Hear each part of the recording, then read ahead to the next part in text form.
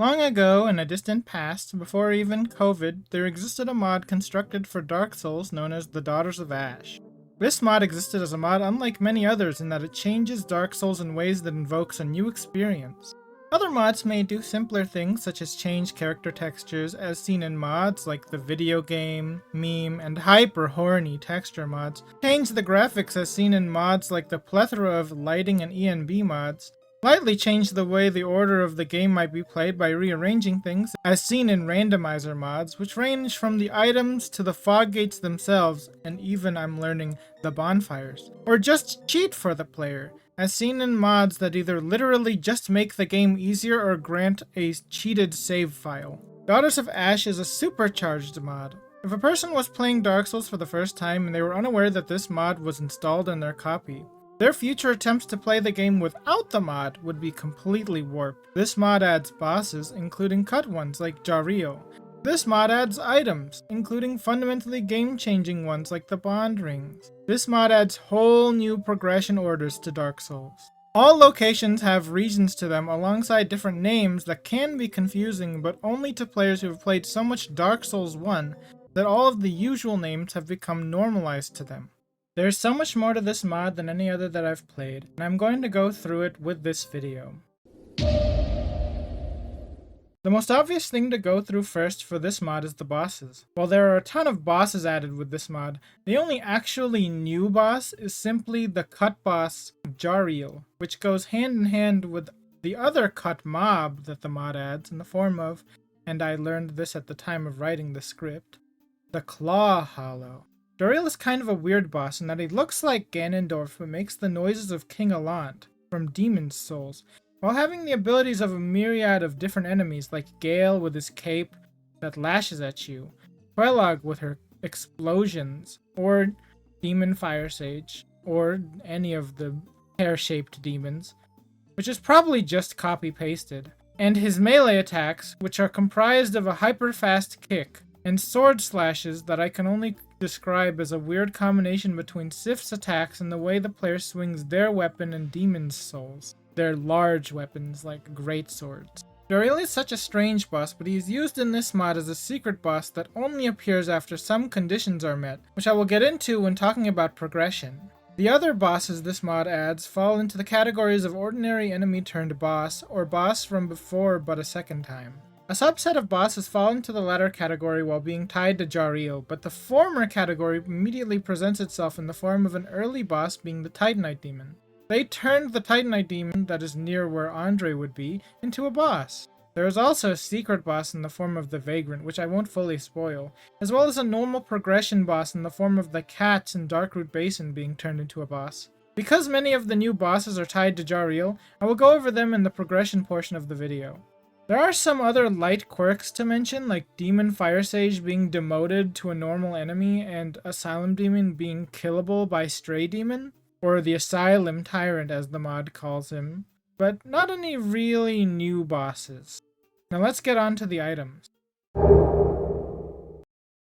As much as I am hyping up the items of this mod, most of them are simply rings. One such group of rings is tied to a secret quest the mod adds called the 4 Bonds, as in the rings are all called something plus bond. They are unlocked by examining specific statues after certain conditions are met, while the player holds a new item called the Pale Eye Orb, which is used for the progression of the game, but also this side quest. These conditions are hyper-specific, and to exemplify this, I will point out the most baffling one, with that being making the Hydra and the Ash Lake jump over the isthmus. I bet that some people didn't even know about the Ash Lake in general in their first playthrough, let alone that there was a Hydra that jumps there.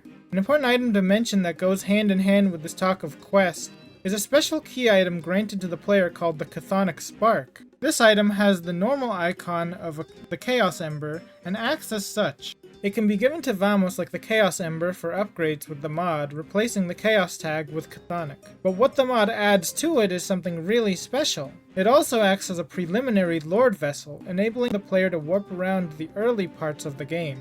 Talking a little bit more about the tag thing, this mod really likes to rename things. I mentioned earlier that all the locations have regions and new names, but the tags for weapons are changed for the most part too. This comes up a lot with things like Chaos being changed to Chthonic and Divine being replaced with Blessed. But one such categorical change was enchanted to runic, which ties with another group of items I tried out called runes. These items were a bit buggy, but they were supposed to be a means to enhance the player's runic weapons, since runic weapons were not very good.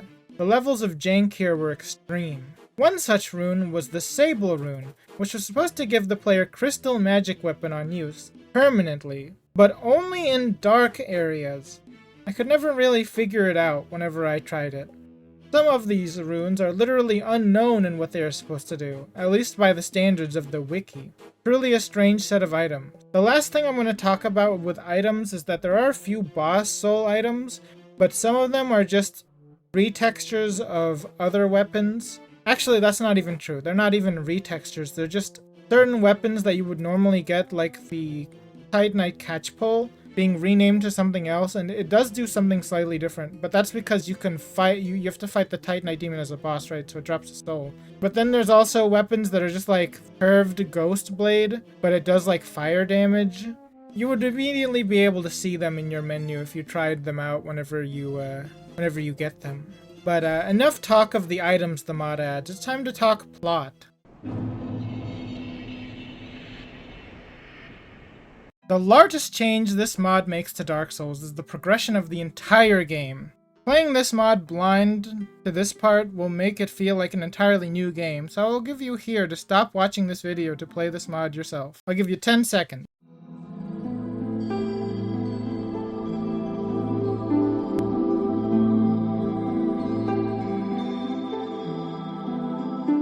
Okay, that's 10 seconds up. The first thing I want to talk about fittingly is the beginning.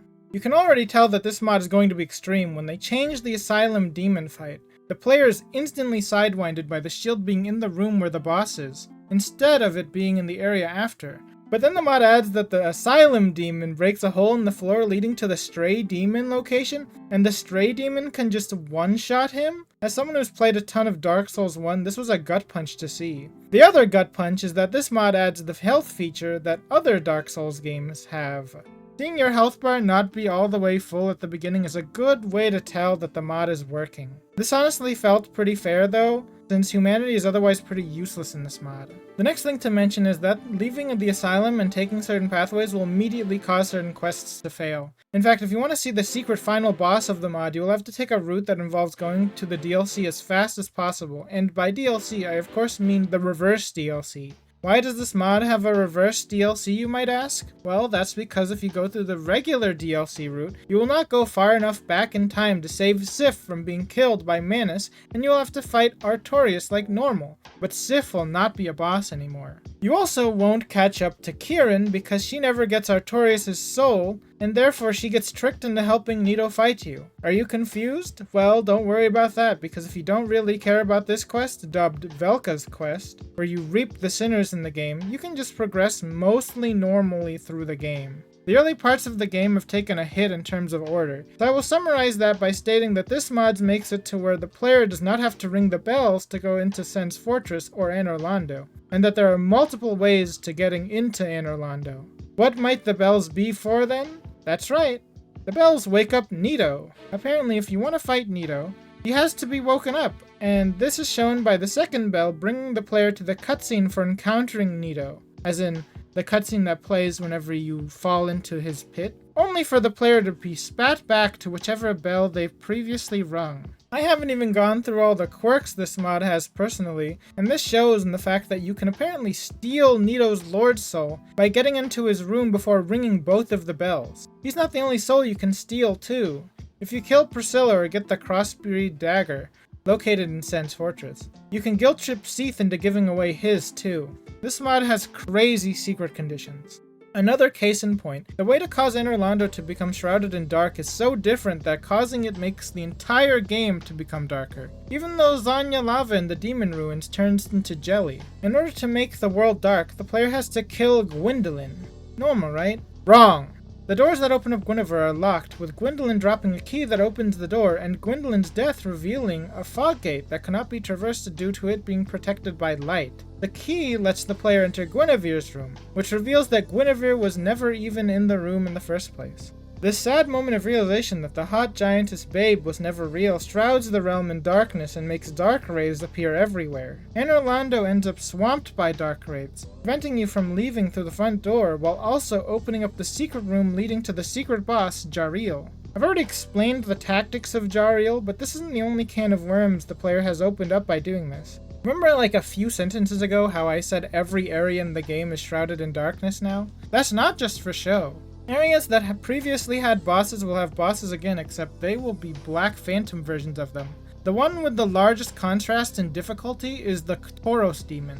I'm pretty sure that the boss can one-shot you from maximum character HP. With Tiny Being's Ring, Ring of Favor and Protection, and 99 Vitality, you probably still cannot survive being hit by Black Phantom Tauros demon. Even his Stippy Stomps cut your health in half. When I fought this boss first, it set the precedent to me that all these bosses were going to be fucked up, but it turned out that the other bosses weren't that bad, strangely enough. For example, I went back and fought the Moonlight Butterfly, who became Mornwing, and that boss seemed pretty normal. Killing these bosses grants the player Eyes of Death, which I assume the player can use to steal Nito's soul or something. It's quite interesting. Let's talk more about the most important quest of the mod though, Velka's quest. Now this is major spoilies, so do consider not watching this part or skipping to the end of the video or something. In fact, you can actually just stop the video here. Thank you for watching if you want to stop it here, if you don't want to get spoiled on Velka's quest. But also, you might not even understand or get to Velka's quest with how convoluted it is. Doing Velka's quest is a big ask for any player. It's such a big ask that the guide I followed for it was a New Game Plus guide. I substituted for this with the duplication glitch. This route starts with the player doing a bum rush for the chthonic spark I talked about earlier. This item is key in punishing one of the sinners that Velka has deemed in need of punishment. There are 3 of these the player has to engage with. What entails for getting the chthonic spark as soon as possible is going through New Londo to get a key to the Valley of the Drakes, and then going backwards through Blighttown to get into the depths. If you are following a guide, remember to get every bonfire, even if the guide doesn't tell you to, since the chthonic spark is a weaker lord vessel. That means you can warp with it everywhere. You won't be lost or stuck. I know for me specifically, as someone who's played a lot of Dark Souls 1, I never ever want to sit at any bonfires because I just want to warp back to Firelink. Don't do that this time. That can get stuck in your head. Please sit at every bonfire. After going through the depths, you will end up in the lower Undead Burg, where there is a new bonfire in place of the Capra Demon's area, and a Capra Demon in place of the beginning of the area. Well, that meaning the usual beginning, like where you enter from down the ladder. I do not know if the Capra Demon will be broken for you, but it was for me, and more importantly, he drops the chthonic spark for you. Apparently, he is supposed to run away with it, which probably explains why the fight was broken in the first place for me. This is actually one of the first parts of the mod where you can fuck it all up and then have to restart from the beginning, by the way. So you do all of this effort to go backwards through Blighttown, and then if you have a functioning Capra Demon, then you're in trouble. But it didn't work for me. After getting the chthonic spark, the peculiar doll can be found in the area full of torch hollows. This enables the player to fight the Gaping Dragon, who is inexplicably tied to the painted world of Ariamis. Dying to the Gaping Dragon will warp the player to the painted world, where Velka resides. Talking to Velka unlocks a secret pact with the god, which means I can finally go over the Sinner's quest. The first Sinner quest I will fully explain is Kieran's quest, aka Nito's Punishment. I talked about this earlier, but you really do have to do the DLC early, and in reverse. This is because Kieran is in a weird yet fitting location in this mod. Instead of setting up a grave in the arena you fight Artoriusen ordinarily, he sets it up in Ulasail Sanctuary, the area right after the ordinary Sanctuary Guardian fight area, which is a graveyard. If you go through the DLC in reverse, you can reach her before she leaves. Now how do you do the DLC in reverse? Well, remember how I said there was a new boss in massive quotes in the form of the 3 cats that attack you in Darkroot Basin? They dropped the Silver Pendant, which grants access to the DLC. Kind of strange for a Dark Souls 1 playthrough, but the other thing is you also have to obviously interact with Dusk before you're able to go, but they made it easier to get to Dusk because they just tacked her onto the Moonlight Butterfly boss fight. That means you also have to fight that too. The Silver Pendant enables you to go through the normal way, but if you trade it with Snuggly the Crow, it becomes the good old-fashioned broken pendant that Dark Souls players know and love. This makes the DLC work in reverse. This means that you go into the hole, you get grabbed by the hand, and it takes you to the abyss. The first boss you will fight in the DLC will be Manus, albeit with some caveats to make the fight easier. Artorias and Sif will periodically help you fight the boss fight. Actually, I'm lying. Sorry. Artorias and Sif will help you fight the boss. This boon is life-saving because you could be fighting Manus as early as the 5th boss fight in the whole run. Killing Manus is not the only part the player has to deal with, however, because after you kill him, something special happens at Artorias' grave back in Darkroot Basin. They enforced the secret Sif cutscene with this mod. You cannot fight Sif if you do not do the DLC backwards. But that's not all. Artorias joins Sif in this fight as soon as you drop Sif's health to 50%. But you cannot actually kill Artorias in this fight. If Sif dies or Artorias' health drops below 50%, I've tested both ways, the fight will transform into a battle against the Abyss in Artorias, which is a phantom version of Manus. Once again, Artorias and Sif help out in this fight, since it could be your 6th fight in the run. They help out in a way that you'll see whenever I do the side note of this video, is that I'm going to show the secret fight at the end of the video, so feel free to watch that if you want to. Upon vanquishing the Abyss and Artorias, the player is granted a bunch of souls, with those being Artorias', Sif's, and Manus', along with a special item called the Dark Remnant, which can act as a Lord Soul replacer. I didn't test this, but apparently that's what it does. Finally, the player can turn in Artorias' soul to Kieran, but only after going through the DLC backwards to Ulasil Sanctuary, which does involve having to kill Sanctuary Guardian in a taboo location, that being the place where you would normally fight Artorias. After you do this, you can progress through the game normally until you reach Nito's death, at which point the game will tell you that Nito has been punished. Going down in contrivance, but not by much, let me explain the next sinner,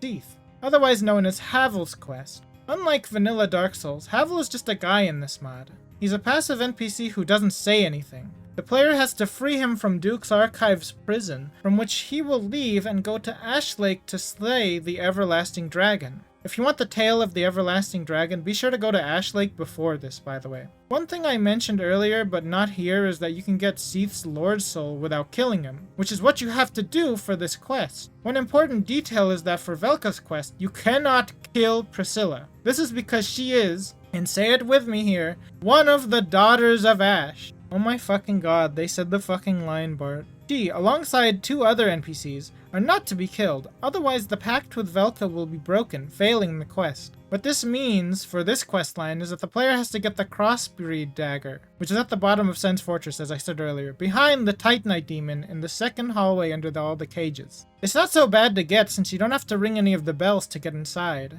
After you free Havel from his jail cell, he leaves, and the next part of this quest is really simple. All the player has to do is get to Seath and hit him once with the Crossbreed Dagger. I repeat this with full contempt that is supposed to be the case that you only have to have the dagger in your inventory, but I failed this quest even though I had it the first time, so be sure to equip the dagger and slash Seath with it once. And I think this is actually the real problem that happened, so I will emphasize this. Do not break the crystal Seath is protecting. In the 2 times that I played this mod and got to this point, I think I just bum rushed the crystal and broke it because it's the first thing in the brain. If you're playing Dark Souls 1, it's different in this one. After slashing Seath, he will realize that he is in the wrong game and go back to Kingsfield 3 or something, leaving behind his Lord Soul and the Moonlight Greatsword. Going to Ash Lake ends with this questline, with Havel abandoning all of his equipment near an empty throne intended for the Everlasting Dragon, and the game flashing a Seath that has been punished across the screen.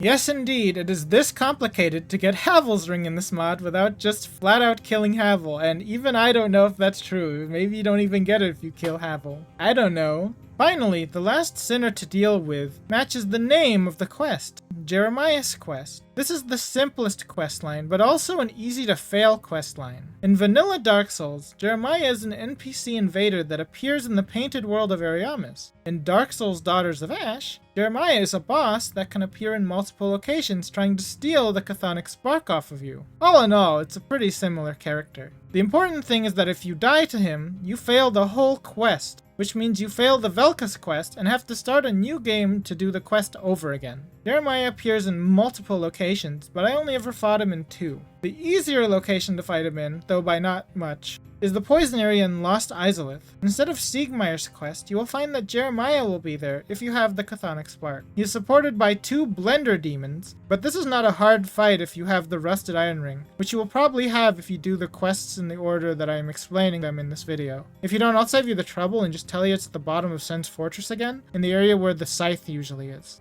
Killing Jeremiah in the poison area completes the questline and sets you up for the secret final boss. If you do not end up killing Jeremiah here, which I learned the hard way, because the Blender Demons just did the spit attack instantly as soon as I fell in, and they broke all my gear, and that scared the shit out of me so much that I quit. I quit as soon as possible. And then Jeremiah wasn't there, and he was actually in the room with Bed of Chaos, which is where I fought him in my streamed playthrough. This isn't much harder though, because the Bed of Chaos just sort of watches as you fight him if you do not actively attack the Bed of Chaos. With Jeremiah and the others punished, the player is ready to fight the secret final boss. As an aside, before talking about the secret final boss, I will say that Jariel's boss fight is important for making the final boss easier, but I don't know if it's that impactful actually, and nor do I think it is. When Jariel dies, he drops an Ashen Ring. This is a quest in itself. It needs to be recharged by killing 4 Black Knights that appear all across Dark Souls 1. Well, it's not really all across it, it's like, there's only 4 of them, so they can only spread them out so much.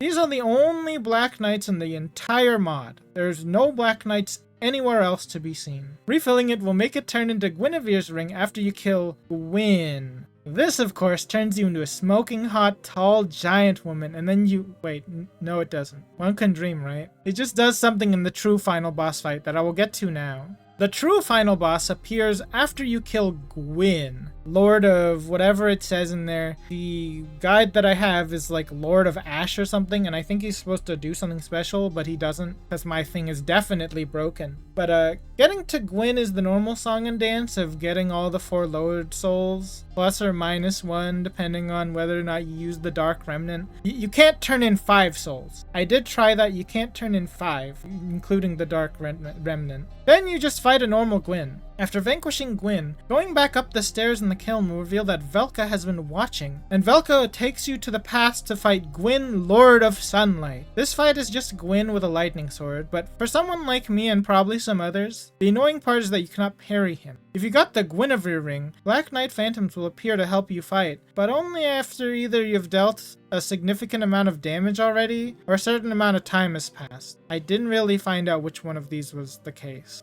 Defeating this Gwyn will enable you to get that lightning sword and of course reveal that Gwyn has finally been punished and that the player can finally usher in the Age of Fire once more or bring about the Age of Dark. Another small quirk to mention here added by the mod is that if you usher in the Age of Dark after doing the reverse DLC, or at least I think this is the trigger, Artorias will come out of nowhere and try to kill you. And he's a lot harder, and also Sif is there. So look out. With that, I feel content with the amount of things that I've spoiled about this for this mod. If you want to check out the mod for yourself, it is in the description below along with a guide on how to do the secret final boss quest. With this video, I just wanted to gush about how cool this mod was, while also imparting upon you the bonkers changes it makes to the Dark Souls 1 game. If you liked this romp through New Hell City, feel free to like the video and subscribe. Oh yeah, here's the secret Sif fight, by the way.